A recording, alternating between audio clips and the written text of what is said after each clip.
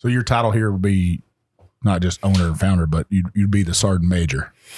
Yeah, a little bit of sergeant major, more morale NCO than anything. Morale, there you go. Well, I guess that would be morale NCO. Yeah. We talked about that last week about how much alcohol, or actually whiskey, has ties to the military throughout military history. Oh, absolutely. Yeah. I traded gallons of whiskey for Copenhagen in Iraq. It's worth more than gold. Huh. Wow. Thanks, Mom. Smuggled it over in Listerine bottles.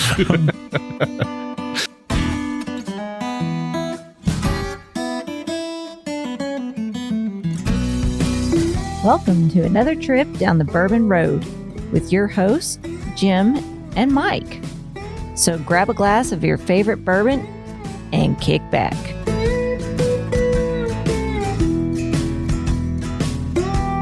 We would like to thank Tommy and Gwen Mitchell from Logheads Home Center for supporting this episode of the Bourbon Road. Find out more about their fine rustic furniture at logheadshomecenter.com. Welcome back, everyone. I hope you had a great weekend. Please join Mike and I as we raise a glass once again and thank our veterans for serving this great nation. Cheers. Now, we have a great show for you today. Recently, we traveled north to Indianapolis to visit Hotel Tango Distillery. And that's where Travis Barnes, founder of Hotel Tango, started America's first Disabled Combat Veteran Distillery in 2014. Travis and his wife Hillary have built a successful company by surrounding themselves with some great people. They like to say they create spirits that are distilled with discipline and are fit to serve. Now, the name Hotel Tango comes from the H and the T in the phonetic alphabet. H stands for Hillary and T for Travis. And the military theme doesn't stop there. Their canteen-shaped bottle is labeled to remind you of an MRE. And for those not up on military jargon, that's a meal ready to eat, or a military food ration. One thing is for sure, we are drinking some whiskey today. So join us as we meet Travis and his team and taste their craft spirits. Hello, everyone. Welcome to the Bourbon Road. I'm Jim Shannon. I'm Mike Hyatt. And we are here in Indianapolis, Indiana. And where are we, Mike? Hotel Tango Distillery. We got Travis Barnes. Travis, welcome to the show. Thank you, gentlemen. It's good to have you. We'd like to get straight to the whiskey. How's that?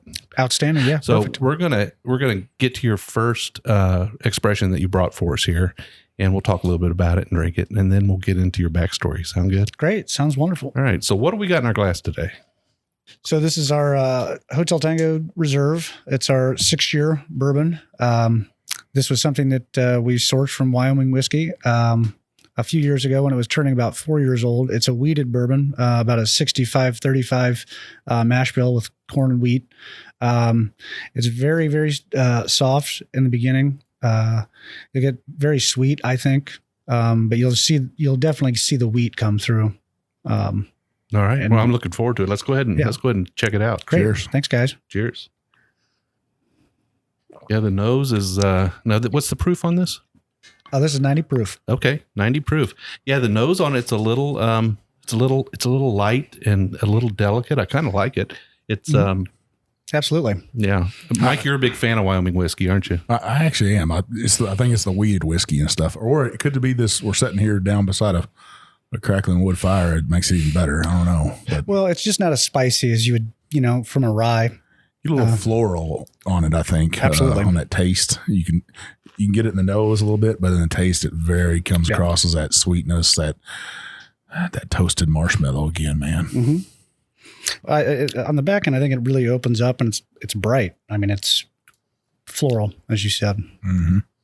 But it's not bright at all in a green way. I mean, it's not brittle, as you might say, with a younger whiskey. This has got some age to it. This is a 6-year, you said, right? Yes, sir.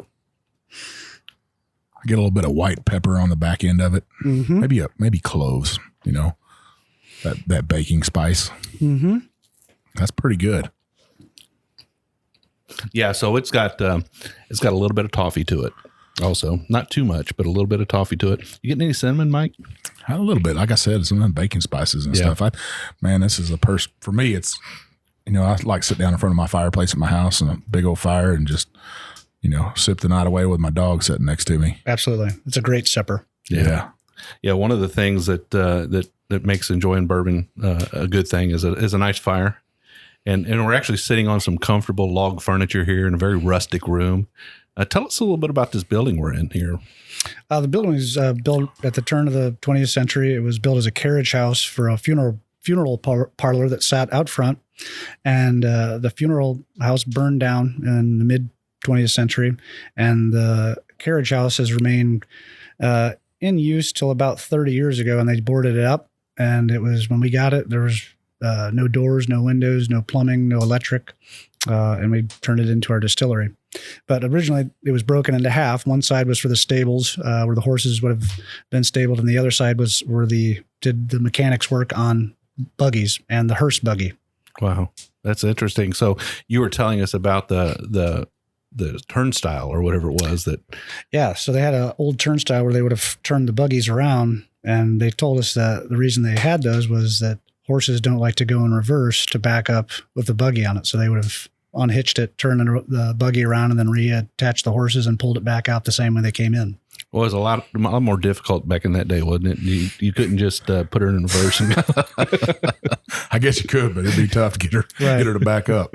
Absolutely. So Travis, your distillery is a little bit different, and Hotel Tango, people are thinking, oh, we're going to a hotel or something, but that's not the case here, right? Tell us a little bit about something about you and your background, and then tell us about the Hotel Tango. Yeah, so we are the nation's first disabled veteran combat distillery. I dropped out of college shortly after 9/11, joined the infantry in the Marine Corps. I got picked up by 1st Recon and did 3 tours with those guys. Came back to Indiana, met my wife, and who is a pilot. So one of the first things that we kind of had between us was the phonetic alphabet. Her name's Hillary, and my name's Travis, so it was always Hotel and Tango. And I was doing this in the backyard and making it and giving kind of a moonshine or a little bit of aged bourbon away to friends and for birthday and Christmas. And folks said, "This is really good. You should do it, legally." And that's when the law changed in Indiana, and we went after it, and we're able to start producing in 2014, and that was 5 years ago now. So what got you to get the bug about distilling? Were you a beer brewer as well?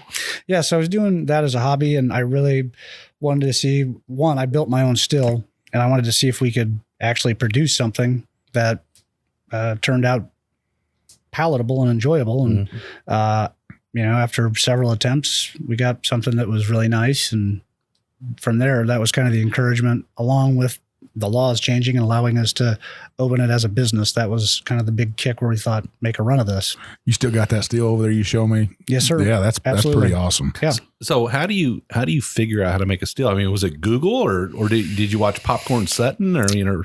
There's a lot of stuff out there on the internet. There's a lot of good books out there on, people have been doing this for 5,000 years. Right. In caves. So, some modern plumbing so it was cave paintings, right? I believe so. Yes, sir. Well, I think, you're the American success story through and through, right? You served your country. You came back from war. You didn't let that get you down or anything. It probably taught you just like your brand says, distill with discipline. I love that. Yeah. Definitely take a lot of the lessons learned from the Marine Corps and time in Iraq applied to our business model. And we're always looking to improve the foxhole. We're not, ever want to sit back on laurels, but yeah, it's really helped drive the company forward and, I think create a platoon or a family atmosphere. Wow. Yeah, we had a guest on, it's been a number of episodes ago, but his name's Noah Glanville. He owns Pit Barrel Cooker Company. I don't know if you're familiar with Noah or not, but he said that when you exit the military, particularly a veteran who's served during wartime, you come back fully prepared. Well, you've got some challenges, obviously, but you come back fully prepared to be an entrepreneur because the kind of stuff you learn in the military is good equipment for an entrepreneur. So absolutely. Yeah. Figured it out. Yeah, absolutely. Now, you guys recently just did a rebranding. Is that correct? Yes, sir. And your labels, they look like an MRE package. Yes. I think that's almost awesome. And each one label is a different color. You got a red, you got an orange, you got a green, a tan, and a blue one. And then a dark, I guess you'd call that dark brown, right? Yes, sir. So we really wanted to focus the brand and help tell the story a little bit better, connect my time in the military with a quality craft spirit. And I think the packaging here really kind of links those two together, specifically the Distilled with Discipline, which I think our process and the way that we produce our spirits is really what separates us and sets us apart. I love that. So can you talk a little bit about the types of disciplines you employ here? Some of the things that you require of your people that help you to get to that end point? Sure. I think I like to say extreme transparency and accountability up and down the chain of command, that if there's a problem, I'm the problem, and that, it's, the buck does stop here, but I also count on our leadership to take that on them and live that every day, that figuring it out. And most of the time people step up and knock one out of the park for us. Wow. So you don't have a lot of people holding stuff in. They're saying, hey, we got a problem here and this is what it is, and taking ownership of it. It's expected. Yeah. Good. So your title here would be not just owner and founder, but you'd be the sergeant major. Yeah, a little bit of sergeant major, more morale NCO than anything. Morale, there you go. Well, I guess that would be morale NCO. Yeah. We talked about that last week about how much alcohol, or actually whiskey, has ties to the military throughout military history. Oh, absolutely. Yeah, I traded gallons of whiskey for Copenhagen in Iraq. It's worth more than gold. Wow, that's nice stuff to know right there. I guess so. Thanks, Mom. Smuggled it over in Listerine bottles. So let's go back in time a little bit, back to when the idea spurred in your mind to start this. Can you tell us a little bit about how that blossomed? Yeah. I think it was actually on our honeymoon. Okay. We were just talking and what ifing, and I said, what if I started a distillery? And she said, Jesus Christ, focus. You're almost through law school. What are you talking about, a distillery? Just kidding. That's not really what she said. Well, I think it was, she was like, oh, that sounds great. I don't know. I think, you need to follow through and finish. And I did. But at the same time, I think that she knew it at that moment that, the law was probably not going to be the path for me, and that I was really going after this. And she went from, I guess, being a barrier of entry to the biggest fan, and support, and still very involved day to day, and handles all of she's our legal counsel now. So she's a lawyer. Yes, sir. So did you go ahead and finish up and pass the bar? And I didn't pass the bar. Mm-hmm. I passed another bar. Okay. So and then you stopped at the bar. Right. Got it. And I opened this place, and that was my focus, and I really ran with it, and never looked back. Wow. That's a great story. Really is. Sometimes it's good not to look back and just look forward. And I'm sure you're still looking forward about putting up brick houses and absolutely building your brand, right? Yeah. So we have in 5 years, we started in this facility here in downtown Indianapolis. It's about a 3,500 square foot building. We've added another production facility of about 7,000 square feet. And then we bought a farm, 5 acres, that we will eventually build our rick house. And I would like to eventually get our entire production facility out there as well, kind of a one-stop shop. Okay. So you had that talk with her. You guys decided to start this distillery. How did that process go? I mean, you had to find a still or make a still or whatever. So how did that start? Being in our last year of law school actually really helped. We had a few of my buddies that came on board early in the company, and they were really good researchers and really good at administrative law, which is very important to get through the processing to get a DSP, Distilled Spirits Plant license from the federal government, the Tax and Trade Bureau.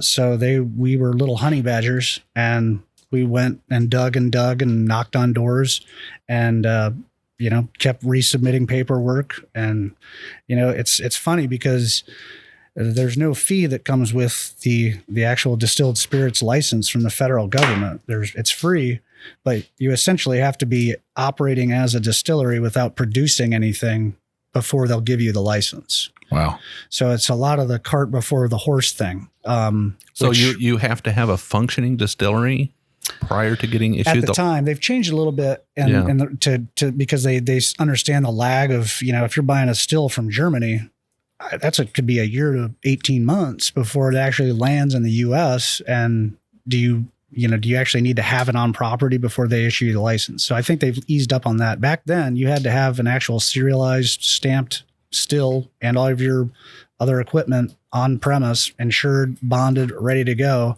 And I mean, I got to tell you, understanding what a bond is, which is essentially an invisible force field that pays taxes if the place burns down, how to put that in place was just a learning experience. Wow. When you've never done it, and you just got to ask. And now, did you have any mentors? Anybody in the industry that said, "Hey, we'll help you with it"? No. No, no one that wanted to not charge an arm and a leg. Right. Now, I will say we've met some very good folks along the way that have become absolute, I would say, partners and assets. Donald Snyder from Whiskey Systems, really, I think he was another kind of just out of nowhere person that we ran into at a conference, and it was early on when he was starting, and just really got us in line early on taxation, bonding, transfer and bonding, just understanding the intricacies within the business that you don't think about when, I was naive at starting out and just thinking, oh, I just want to make whiskey. And that's all I ever want to do is be on the still. And holy shit, did that change fast. And I'm rarely, if ever, actually in the art of making it now. I'm very jealous of the guy you're about to talk to here in a little bit. Yeah. So you really gravitate towards the actual operations. You like that a lot. I do. So my dad built this thing right here. These are all Hoosier Fieldstone that we pulled out of the ground. And for those who can't see what he's pointing at, he's talking about the huge stone fireplace that's in the center of this room. And if y'all get a chance to come out here and visit, you'll get a chance to see it. It's really something. Yeah. So he's third generation. So I kind of left the family profession, but I really, really enjoy the art of seeing the product of your labor at the end of the day. And this is, my version of that. Different than stone, but still enjoyable. And it actually pairs pretty well with the fireplace. Absolutely. I think I'd be in trouble if I had this place, because I'd sit right here where we're sitting right here. Yeah, drinking some bourbon. And the worst is old elder ladies. They chicken hawk these seats, and you'll see them fight over it on a Friday and Saturday night.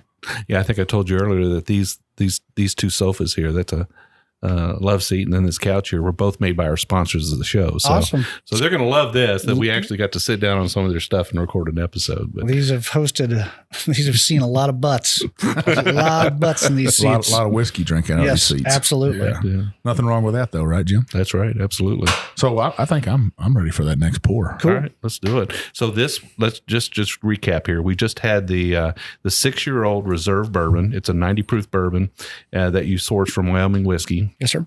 And now what are we going to? So the next is going to be a 2-year high rye whiskey that we have contracted with Middle West Spirits out of Columbus, Ohio. So this is our recipe that we've worked out, and they've allowed us to use their equipment to produce it with. Okay, so you provided them with the mash bill, and then you more or less were present for the first distilling run to make sure that they were doing everything the way you wanted it done. Absolutely. And now they're running with it for you. Sir. Okay. And you did that so you could ramp up production size, right? Well, it's two things. One, it is absolutely ramping up production, and two, it was something that we consciously knew that the size of our skill, there's only so many hours a day that you can run a mash through 150 or a 600 gallon still. These guys had the capacity. We knew we were going to need it. Our only other option at that point was to go and source something that from MGP, which MGP has great juice. We love it. That's, very good stuff. However, they have kind of this is what we have, take it or leave it. So a lot of the times we wanted something that was going to be closer to our end expression than jumping from something that might not even be close to something that was ours. No, that's not all that uncommon nowadays for young distilleries to contract out the production of their mash bill. Mm-hmm. And then as they start to build out their facility and get ready to produce that same mash bill locally, trying to mimic that so they can transition from one to the other. Right. So. And we're doing that now. Eventually, this is a means to an end. Obviously, we would love to take everything in-house sooner than later. But yeah, as you just said, equipment's expensive, permitting takes time. So it's really growing into the space, and while also creating a very good product that we own. So let's go ahead and taste this, Jim. Let's taste it. Cool. Cheers. Cheers, guys. Thank you. Well, it is a little younger. Yep. You can taste that, but it has a great first impression on the tongue. I like that. That is a little bit of a peppery on the side. What do you think? Definitely peppery. Yeah. Almost that black pepper taste on the sides and on the back end. Yeah. Sweetness on the front though. Absolutely. And again, this is 90 proof. So it is, for that high alcohol content, I think it's, for a rye, it's spicy, but it's not overpowering. Now, when you say for a rye, you mean for a high rye bourbon? Correct. Yes, right. Sir. I'm just thinking that's what's giving it that punch right there. And it's the mouthfeel on this is different than your reserve. Yes, sir. I'd almost say this almost drinks like 100 proof. Yeah, I would agree. Now, Jim's a rye guy. He loves some rye. I do like rye. I like rye a lot. So, in bourbon, much like food, I like my food spicy. I like my bourbon spicy too. So, Mike, you're a little bit on the sweet side there. You're a sweet guy. I love my sweet. I love spicy food, but I think for me, weeded bourbon is the key. I'll drink some rye whiskey with you. There ain't no doubt about that. It's I could see. I wouldn't say that to me. This isn't a sipper. This is you could sip it, but you could also, it'd be a good mixer. Absolutely. What about you, Travis? Where do you lean? Spicy or sweet? I really do like the spicy. Mm-hmm. I think that the sweet is nice, but if I'm going to drink a bourbon or whiskey, I like a little bit of heat on it. Yeah. Is that the Marine in you? Yes, sir. I tell you what, I think your 2-year bourbon, it would stand up great in a cocktail. This is a good bourbon for a cocktail. And I'm not getting the extreme youth on this that I thought that I might on a 2-year product. It's good. It's not green, but yes, it is. It is younger, but for a high rye bourbon, I think it stands up very, very well. Now, how do you typically drink your bourbon? Generally straight if I'm sipping, but highball every now and then. Nah. Ice. Ice, maybe if it's hot out. Yeah. But right now and around the campfire, no ice. I guess my thing on that is some of my friends say, "Why do you drink your whiskey neat? Why do you not put any ice in it, or why don't you mix it and stuff?" And I'm like, to me, the neat is the way the distiller wanted me to taste it. He's already cut it down. He's proofed it for me. I want to taste what he tasted or her. I want to taste what they tasted, and that's the way they wanted me to taste it. So, no, I agree. That's how I like it, but I think it's different strokes for different folks. And who am I to tell another man how to drink his whiskey? Well, you guys are entertaining a lot of visitors here to your facility, and you've got a lot of husband and wives popping in off the interstate, I'm sure. We have a great demographic. We joke, but it's true. It's 21 to 81, black, white, gay, straight. We get a great cross section of people. You get America that comes in here. Absolutely. It's crazy when you see college kids with grandma and grandpa in here on a Friday night hanging out across the table from a completely different group of folks and getting along. And the other, it's a microcosm, but no one's on their phone. We have one TV in here that's usually off, and everybody's in conversation, drinking our whiskey. You say usually off. When is that time that it's on for the game? Yeah, I mean, it is, but we're not a sports bar. So it's kind of cool because we get the non-sports folks, and, you know, on the Colts Day, you know, people will be busy, but it won't be sports fans. So this is not your typical tasting room of a distillery. This is more of a four to close kind of, I don't know, speakeasy. Yeah, we get a great cross section of people from, you know, business folks celebrating, you know, a business victory at the end of the week to, you know, reunions and homecomings. And I love it. I think it's great to see people in here and not need Wi-Fi or, you know, other distractions, that they can sit down and have a drink together and talk things out and be real. And for those people that are showing up here, to try out your spirits, I mean, they're going to have somebody in tow sometimes that needs something with a little bit of mixer with it. You guys have the ability to mix up, you know, highballs or cocktails. So I can't speak highly enough of our mixologists and our bar staff. We create essentially everything from scratch. We've really taken the kind of craft kitchen into the bar scene. We make all of our own simple syrups, our bitters. So you make your own bitters here as well? Yeah, we do shrubs. Everything's seasonal. Our menu rotates. Actually, just rotated on Monday, so we're kind of into the fall winter side of the menu.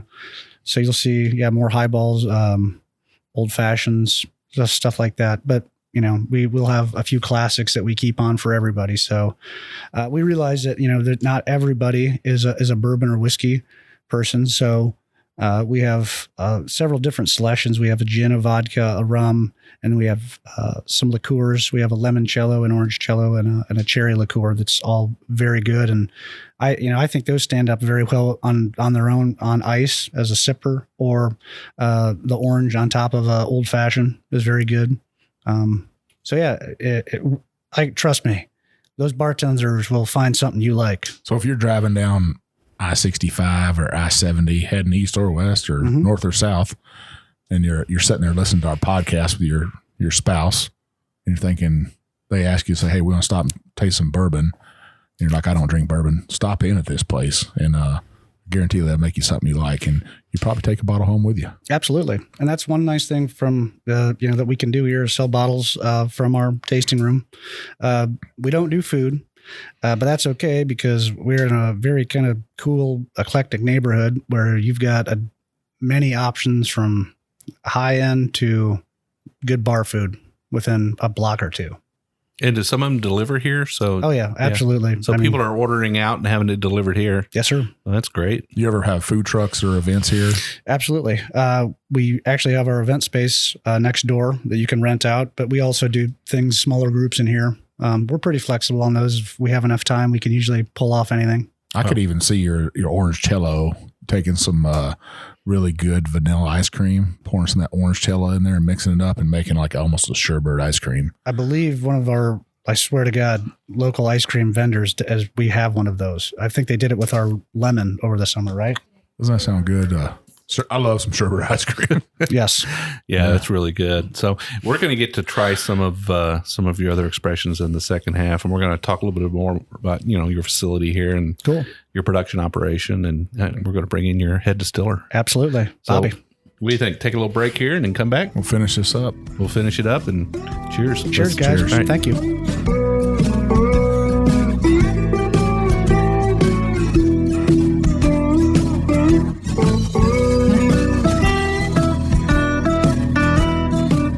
I'd like to thank Tommy and Gwen Mitchell from Logheads Home Center for supporting this episode of the Bourbon Road. Logheads Home Center, nestled in the hills of Kentucky, is an industry leader in building handcrafted rustic furniture. Family owned and operated, they take pride in offering only the very best for their customers. The Logheads, and that's what they like to call themselves, are skilled woodcrafters who are passionate about creating rustic furniture for people who appreciate the beauty of natural wood. Owners Tommy and Gwen don't just sell the rustic lifestyle, they live it. And you can be sure that Logheads furniture will always be handcrafted in Kentucky by artisans who embrace the simple way of life. Logheads rustic furniture is made from northern white cedar, a sustainable wood that's naturally rot and termite resistant. Its beauty and quality will add warmth to your earthy lifestyle for generations to come. Be sure to check out everything they have to offer at logheadshomecenter.com. And while you're at it, give Tommy and Gwen a shout on Facebook or Instagram at Logheads Home Center.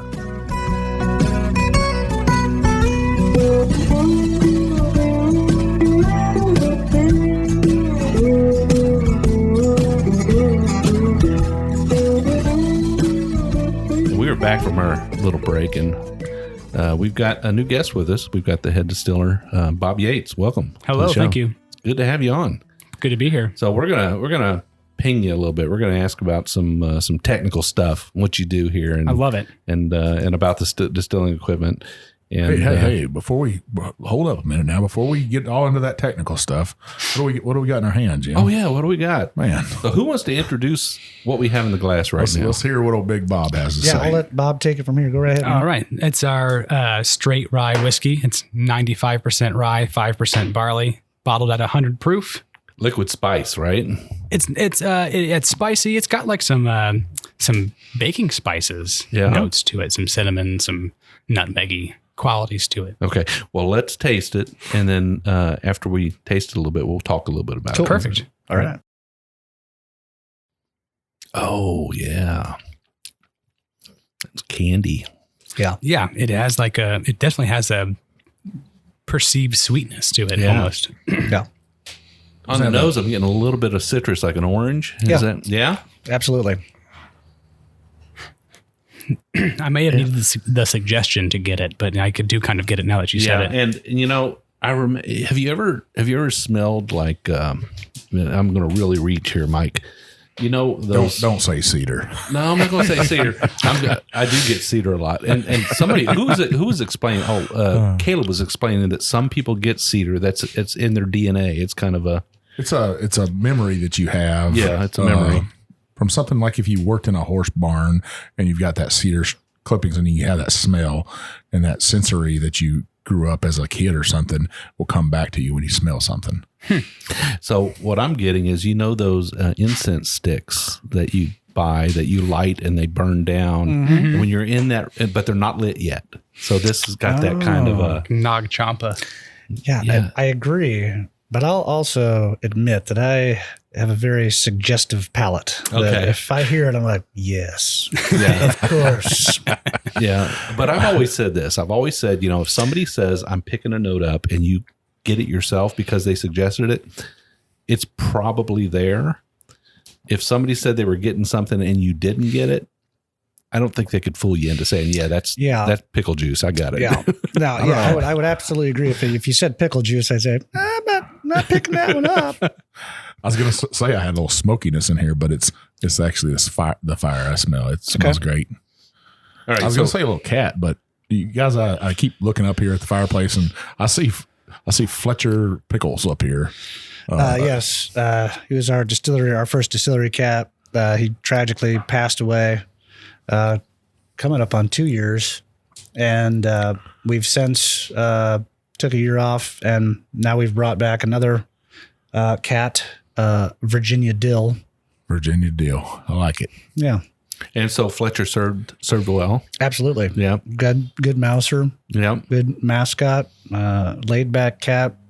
Came down, did his rounds every day, and would go back and chill out, looking down on his kingdom. Now, most of our listeners probably don't know, but if you go to a distillery and you're inside there, you're going to see a cat.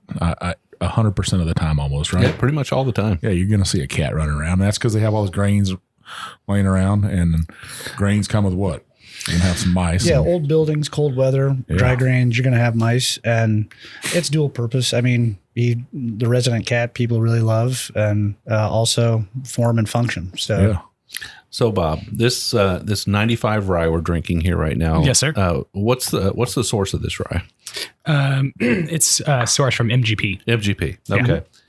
Yeah, MGP makes some excellent ryes. absolutely. Their 95 rye is top of the heap as far as I'm concerned. Yeah, it is. 100%. And it is good at 100 proof. It's good at 90 proof. It's good straight out the barrel. And this is at 100? Yes, sir. Okay.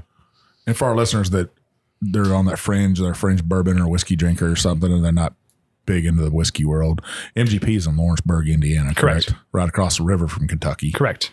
So it's still northern Close Kentucky. to Cincinnati, right? Yeah. Just So down it the was road. the old Seagram's plant where they Oh, produced yeah. for a long time. And then Midwest Grain Producers bought it and still produce a ton of great products. Yeah. Yeah, it's kind of surprising how much distilled spirits that people take in are produced in Lawrenceburg or southern Indiana. A lot of corn up there, though. Oh yeah. Yes, sir. Them Hoosiers, you guys know how to grow some corn up here. Thank you. Yeah. Ain't nothing wrong with that, Ain't right? nothing wrong with it. Yeah, that's a working man's business right there. Yes. So that's a very good rye. Now, are you guys actually distilling a rye of your own now, or if for the moment you're just sourcing rye? Or Yeah. Correct. Just right now we're sourcing rye. Rye is kind of notoriously difficult to deal with in a mash situation. It binds up real tight. Not that we can't handle that or have experience with it. It's just, we're kind of knocking the easier things off the docket before we get into the rye. okay, all right, but if that's in your future. Oh yeah, 100%. Yeah. So you were a brewer before you were a distiller. Yes, sir. I've been brewing beer since I was 19. Wow. Okay. Where were you brewing at? So when I started when I was 19, I was brewing beer because I couldn't buy it. I moved out of my parents' house.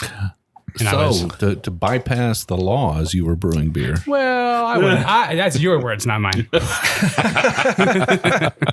I believe in the law. If you make it, you can drink it. So And that's kind of how I felt. So so I started making beer when I was 19 because I couldn't buy it at the store, and I had an apartment and I wanted to party with my friends.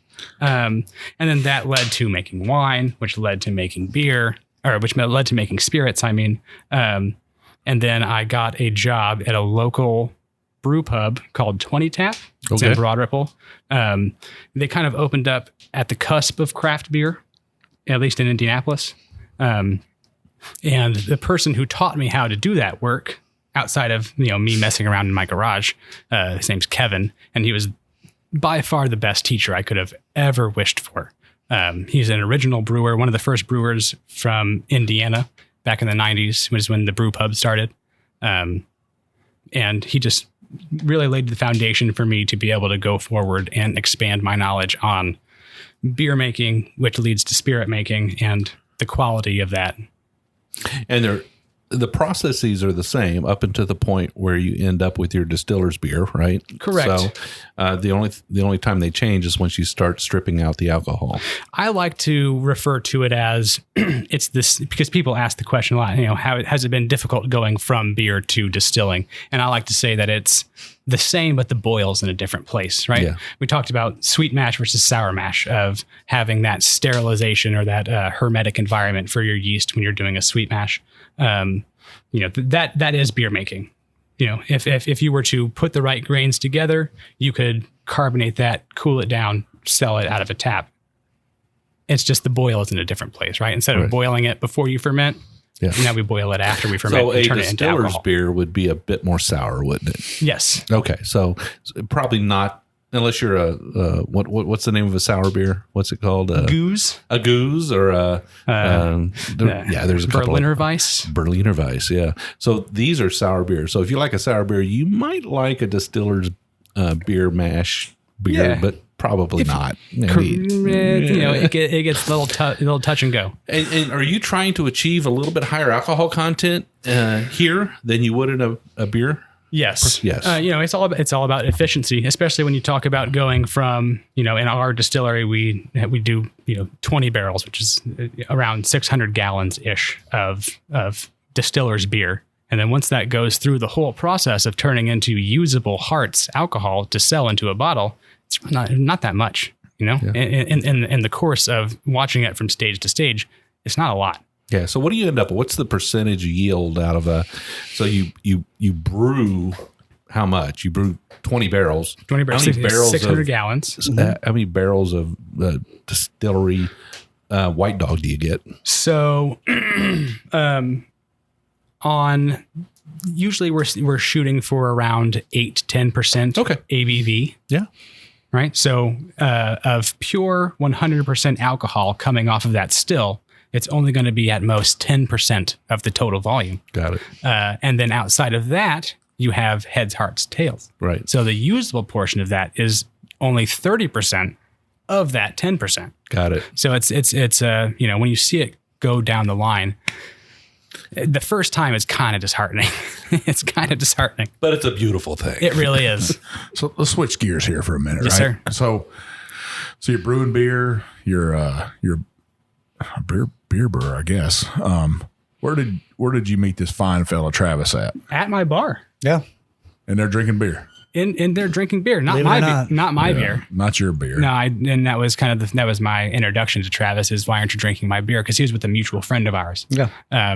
Who does drink my beer when I used to work there. And then Travis is like, "Well, you're not drinking my whiskey, so." something of the sort. Something of the sort. Yeah. So Travis, how do you get Bob here to come work for you?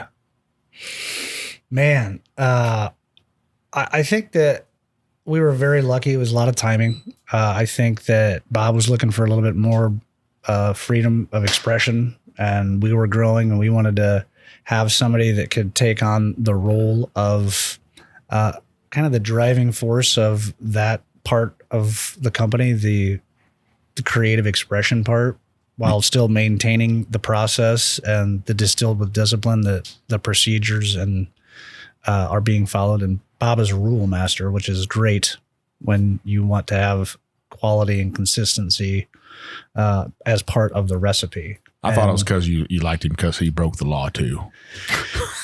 Are you sure you're not the cops? You keep talking about it offline, but No. I actually was thinking back to when I was in the Army and stuff, and when I first joined in the barracks, they had these beer machines, and when I first came in, you had a pay window, so you'd go up to the window, and you would scream out your social security number in front of 500 people, and then they would count your money out to you. Yep. And then I would take that money and I would go to the bank and I'd be like, I need 6 rolls of quarters, please. And Freddie would just look at me like, why is this guy getting 6 rolls of quarters? So I take those 6 rolls of quarters, go back to the barracks, and they had a beer machine down in the morale room. And I would sit there and just shove quarters in that thing at 50 cents at a time for beers and just kept pressing those beers. And I'd get myself a case of beer and go up to my barracks room, or we'd go up to the roof of the barracks and sit out there with our legs hanging over 4 stories and sit there and drink beer for 50 cents a pop. So my question is, what beer were you getting for 50 cents a pop that you were getting a full case of at 1 can at a time? Well, it's on a military base, so things are going to be a little bit cheaper. Right. We're going to get into that about you guys here in a second. It was Budweiser, Miller Lite, Coors Light, and stuff like that on the military base. This is back in 91, 92, 93. so those were the only options. You had a Bud and a Miller, Yeah. and that was it. If I tell you what, if they had a $5 bourbon that would have shot out of that thing, I'd have drank that too. Yeah. So where you guys, you got some other expressions here. We're drinking this rye. We're going to move on to that gin. Yeah, we can. I just want to say about the rye. This is complex. This is a good rye, and you picked some good barrels here. Thank you. So I'm assuming you picked a number of barrels and then you blended this rye from those barrels. Yes, Correct. Yeah.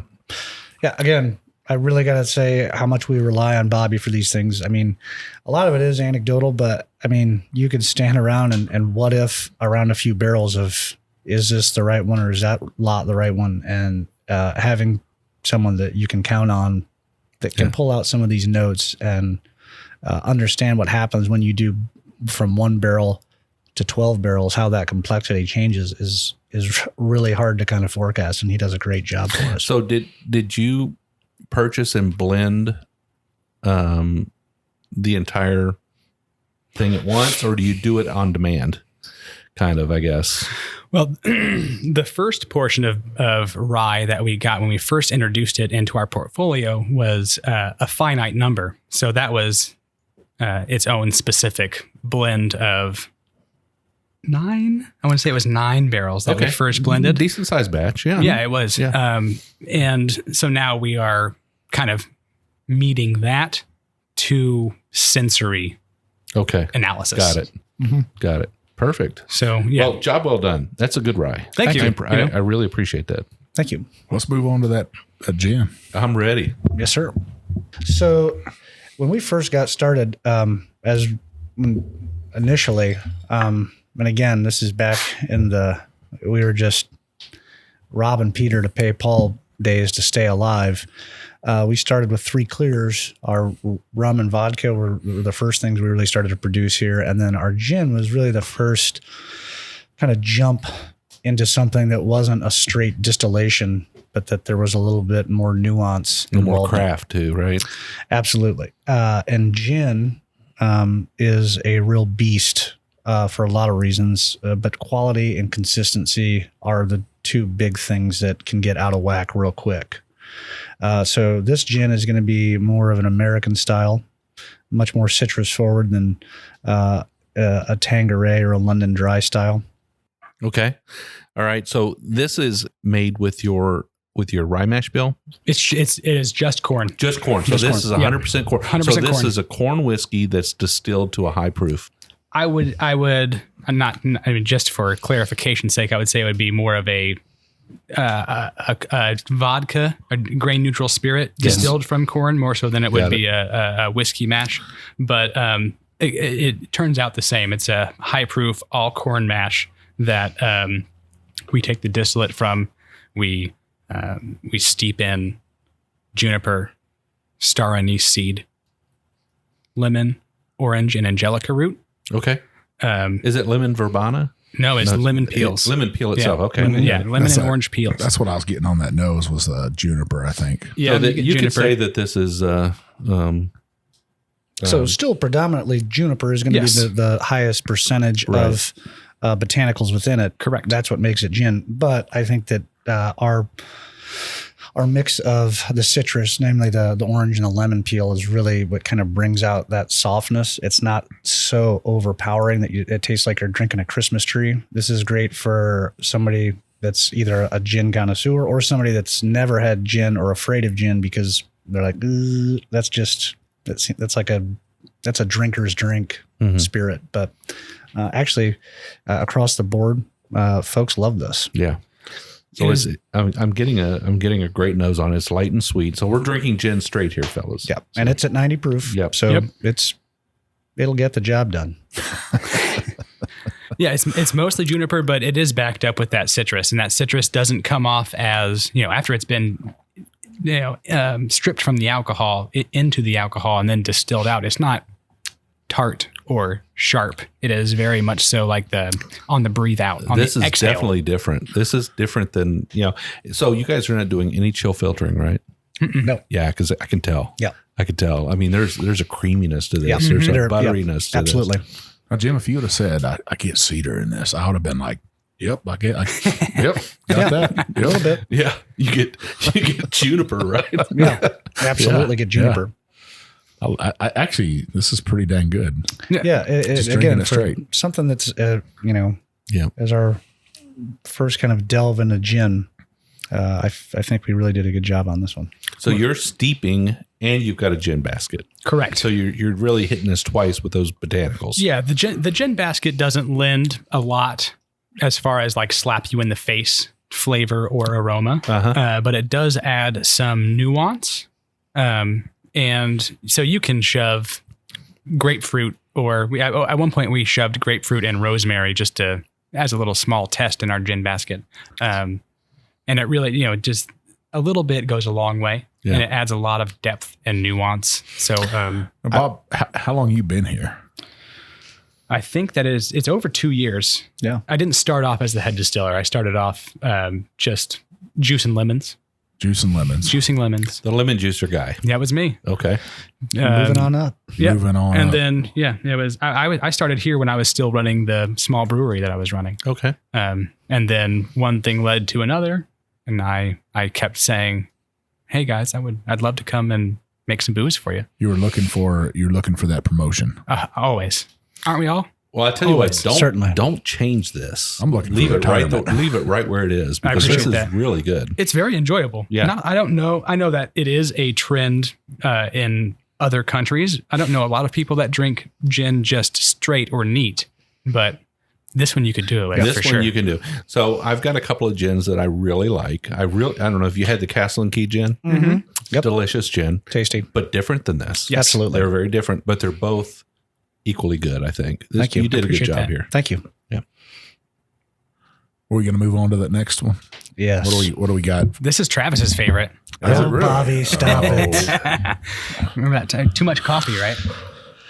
Yeah, so this has been really fun. It's a cherry liqueur.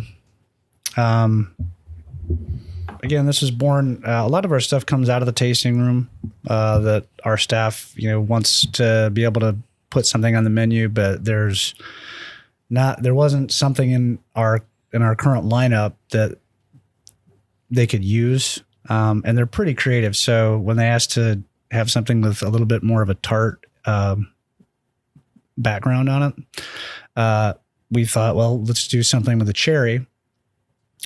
Most cherries that you see in a bar are going to be the super sweet, kind of Luxardo, and super expensive. We were able to find some places up in Traverse City, Michigan, that has some very good cherry farms. How'd you guys go up there? Or? Well, my sister and I actually have family up there, so we're very familiar with that area. Been going up there since we were kids. Beautiful. If you haven't been up there, it's an absolutely beautiful area. Right. And kind of the one thing that they have up there with those cherries in northern Michigan, their short growth season is they don't get as big and they're really tart. And when I say tart, they're not sour. They're still sweet, but just not so almost that syrupy kind of sweet from some of the Italian cherries. Yeah. So we got this, and I'll let Bob kind of tell you about the mix. And So it is actually a whiskey based liqueur. Okay. Bourbon, should I say? Okay. So are you starting with your 2-year? Your 2-year bourbon here? Yes. So this is an aged bourbon, Correct. that is then enhanced with cherries. Yes. So it starts off with a blend of our 2-year bourbon and some grain neutral spirit, just to make sure that the ABV is up where we want it. It's bottled at 56 proof, 28%. Okay. So it is a blend of grain neutral spirit, our 2-year bourbon, and Montmorency cherry juice with a little bit of lemon and vanilla just for some depth. Okay. But it is very simple, very few ingredients, and very, very good. My God, this is like drinking your next door neighbor's baked cherry pie. It is, It that is. bourbon maybe give it Oh, that, my gosh. that crust of it. And then that cherry kicks in. I mean, it is delicious. It is tart. Yeah. It is sweet. 'Cause being a low ABV, you don't get a lot of the bite from the alcohol as far as it being kind of the back of the palate. Yeah. But you still get some umph from it being whiskey or from it being bourbon. I'd say this is pretty sexy. yeah, thank you, sir. I love it. Is it wrong to say that there's a little bit of tobacco to this? I'd say a little bit of leather, a little bit Leather? of tobacco. Yeah. For sure. Wow. I think that comes from the skin of the cherry plus the bourbon plus the barrel and smoke. That is so interesting. I could serve this at Thanksgiving dinner. It truly is. Where's the pumpkin pie or cherry pie at? And like, you're drinking it right here. This is I it. tell you, if you want a cherry liqueur that's not overly sweet and just has an amazing depth of flavor. Yeah, on ice. This is 1 cube of ice on this, and just let it melt. That's honestly, this is what I'm going to kick on right now. Is I'm amazed. I can't get over the tobacco in this. So yeah, I guess I'm picking up tobacco, but yeah, I mean, I'm glad you said that, because I've been telling people when they ask, they're like, "What is that extra?" And I'm like, "It's just got this little funk or this little kind of little stank on the end of it." That you're like, it's nice, but it's kind of, it's Red Man. yeah, it is. It is. Yeah. Let's not turn people off to it. No, but it's in a very good way. In a good way. I still taste that like good baked crust on it almost in this right here. It just, to me, that brown buttered, caramely delicious top, and that deep crust of an apple pie or a cherry pie being this right here. And it's a little bit thicker. Yeah. And if you put it in the freezer, it'll thicken up a little bit more. It won't freeze, but it is so good in the summer. I mean, it kind of goes all year round. I mean, yeah, it can go good as an after dinner aperitif in the wintertime, or as a crushed ice on the front porch in the summertime. I think our wives will beat us if we don't bring home some of I this. think right I got here. to take one home. Yeah. Yeah. Man, this is some amazing stuff. Okay, so you have some other flavored liqueurs that you make here. Can you tell us a little bit about those? We have a lemon and orange cello. So limoncello being the kind of classic Italian liqueur. We bottle ours at a higher proof than what you see usually. It's at 70 proof. And then the orange liqueur was brought in just for a little bit of flair. Okay. They are made the same, just different citruses. Man, And when you get people coming into your tasting bar here or into your bar in the evening times, I mean, which of those is kind of are they drawn to the most, and what kind of drinks are they ordering with those? I would say that people gravitate towards the limoncello. Okay. And then say, well, now I'm going to try the orange. Okay. Yeah. I think lemon's probably something they've either come across or more familiar with. Yeah. As And a they're just starter. doing that on ice, just drinking that on ice, or So our limoncello, we have on ice, but we also have it as, I would say, both that stands on its own in cocktails and as a topper or mixer for other ones. okay. So we kind of Great. use it in 3 different phases. you said a creamery here or ice cream company here is using your products. Yeah, we've got several local partnerships. Circles. What- Circles ice cream. Yeah. Okay. What are they making out of it? His name's Wes Du Bois. He has like the best name I've ever heard in my life. Wes Du Bois is his name. And he makes so many. I mean, I think that he's used every one of our spirits for his ice creams. He makes a bourbon apple pie. He makes lemon blueberry with our limoncello. He's just all over the place. Yeah. Very heavy support. I guess for as long as you stay Circles ice less cream. than, what is it, 1.5% alcohol, you're okay? Is that Yep. what it is? Yeah. Yep. I don't know what happens with ice cream making. It could, the same way that heating it, cooling it, seep over a little bit, something. yeah. He had some rum raisin too, I think. He might have. Yeah. He's awesome. And ice cream's good. Now, what states can our listeners find your product in? So we're distributed in Michigan, Indiana, Ohio. We're entering Wisconsin, Texas, and then we kind of count the United States military as our other big market. So we're in all branches. We're in 75 bases throughout the United States, from Maine, sold all the way up in Hawaii. Yeah.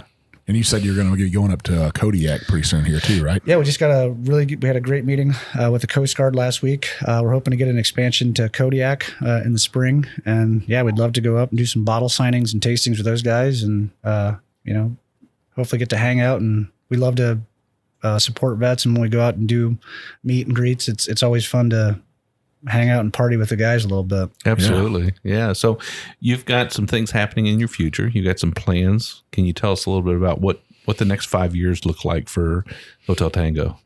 Yeah. I think that one is really starting to bring some of those barrel production bourbon stuff in-house. I'd really like to expand our capacity to store bourbon barrels out at our farm. So another big rick house is definitely in our future.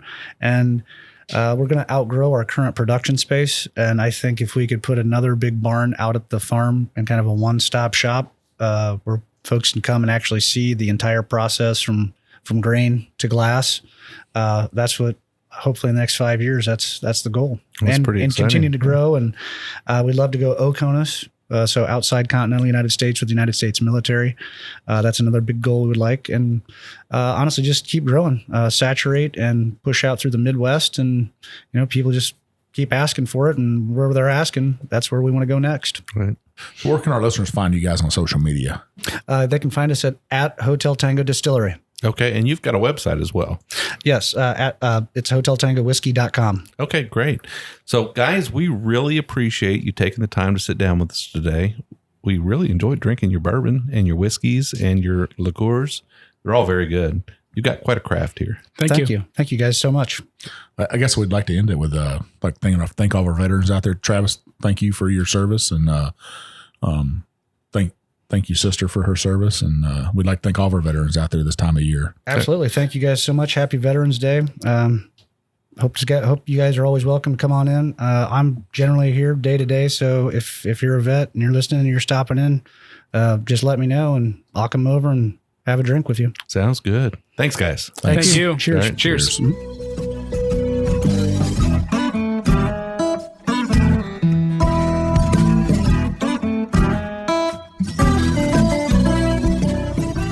appreciate all of our listeners, and we'd like to thank you for taking time out of your day to hang out with us here on the Bourbon Road.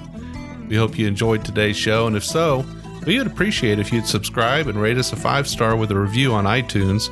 Make sure you follow us on Facebook, Twitter, and Instagram at The Bourbon Road. That way you'll be kept in the loop on all the Bourbon Road happenings. You can also visit our website at thebourbonroad.com to read our blog, listen to the show, or reach out to us directly. We always welcome comments or suggestions, and if you have an idea for a particular guest or topic, be sure to let us know. And again, thanks for hanging out with us.